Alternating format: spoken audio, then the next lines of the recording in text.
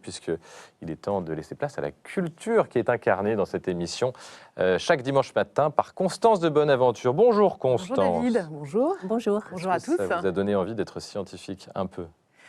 J'aimerais, mais je ne sais pas si j'y arriverai.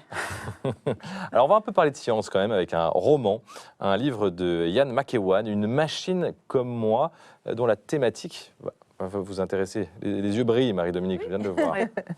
Oui, c'est le dernier roman de l'auteur britannique Ian McEwan et qui questionne l'avenir de l'homme à l'heure où la robotique est à son apogée. Alors ça se passe dans les années 82, dans un monde qui ressemble au nôtre à quelques différences près. Il y a des voitures sans conducteur qui se baladent dans Londres et des robots ont été créés à l'image de l'homme.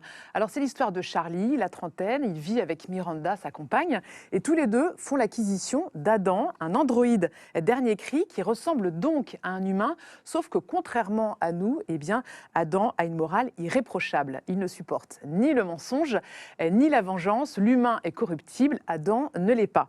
Ce qui est passionnant, en fait, c'est que tout au long de ce roman, et il y a beaucoup de rebondissements, Adam questionne l'humanité de ses propriétaires, Charlie et Miranda, et ça met vraiment en exergue toutes nos imperfections et aussi tous nos nombreux arrangements avec la morale. On est vraiment dans la littérature d'anticipation, mais qui est tellement proche de la réalité qu'on s'y croirait presque. Une machine comme moi de Ian McEwan, c'est vraiment un roman dont je vous conseille la lecture. Ah oui. Ça fait à la fois peur et c'est fascinant en même temps. C'est fascinant. Mais si le résultat, c'est de se rendre compte de nos imperfections et de notre besoin d'être sauvés, je pense que c'est très positif. Mais ça va encore plus loin, vous verrez. C'est presque de la littérature chrétienne alors. Oui, presque.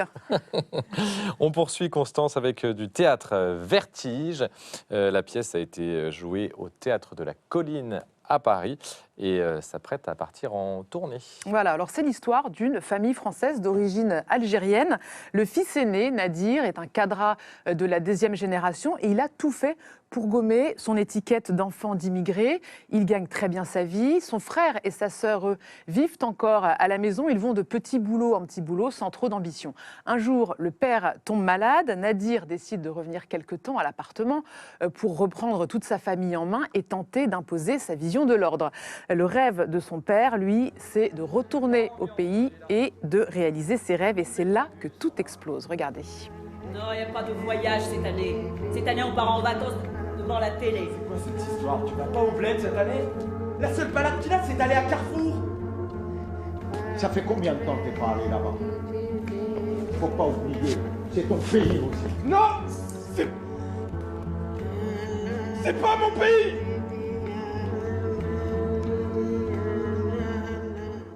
Alors cette pièce creuse de manière très fine la question de la quête identitaire. Nadir a voulu devenir quelqu'un d'autre, mais est-ce possible de s'éloigner ainsi de ses origines familiales et comment se réconcilier avec soi-même? Vertige, la pièce est de Nasser Djemaï, elle sera jouée le 24 mars à Alençon, le 9 avril à Cognac ou encore le 24 avril à Millau. Ouais, la vie est faite d'inattendus en fait. Marie-Dominique, c'est un des caractères de la vie, c'est presque dans son ADN ça, non? Oui, la contingence, les hasards de la vie, oui, c'est vrai. Mais par rapport à cette pièce, je pense que la quête des origines est très importante. Et ça ne doit pas être facile de les renier. C'est vrai que c'est... Et ultimement, on a quand même vraiment besoin de savoir d'où on vient pour savoir où on va. C'est celle qui travaille sur l'ADN qui dit ça. On poursuit Constance avec votre découverte patrimoniale du jour et on part à Limoges où sera célébrée la messe dans quelques instants.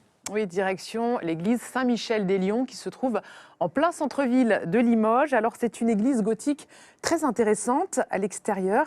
Elle est typique du Limousin, très sobre. Il n'y a pas de véritable façade.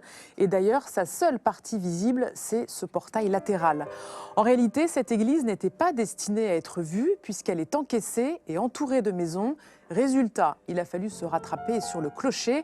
Regardez, il est gigantesque et très haut afin d'être visible de loin par les paroissiens. On rentre maintenant à l'intérieur et ce qui est fascinant, c'est la disposition architecturale de cette église. Regardez, tout l'espace est perceptible visible dès la porte d'entrée. C'est une église qu'on appelle église-halle, où toutes les nefs sont à la même hauteur.